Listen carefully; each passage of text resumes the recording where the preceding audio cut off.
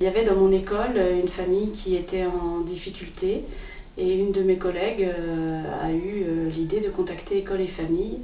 Et donc à travers elle, j'ai pu suivre tout le travail qui avait pu être fait avec cette famille et qui a été très porteur. Donc ça m'a donné tout de suite une bonne image de cette association. Je me souviens que ça a été vraiment déterminant pour la famille, dans le sens où École et Famille est apparue comme une bouée de sauvetage pour cette famille avec qui on était un peu dans l'impasse.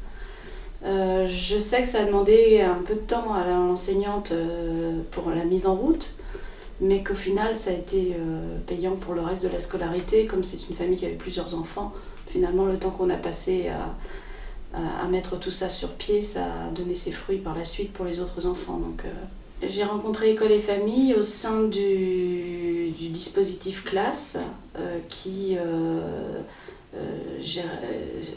accueillait les élèves de l'école primaire jusqu'au lycée en fait, notamment sur les temps d'aide aux devoirs, et à ce titre-là il y avait effectivement un partenariat à établir avec les familles.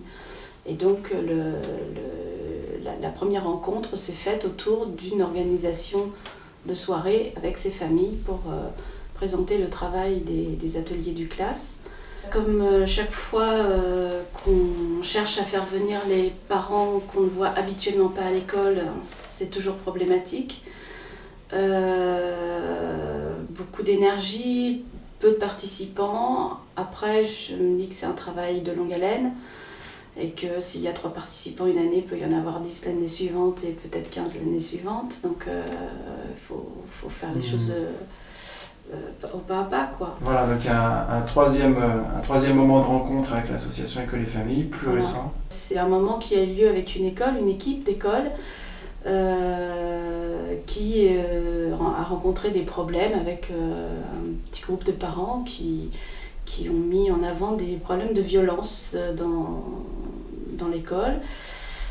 Ce avec quoi l'équipe n'était pas d'accord, n'avait pas du tout la même interprétation des faits, et donc il a fallu quand même malgré tout prendre le problème à bras le corps et pouvoir en discuter avec les parents, parce que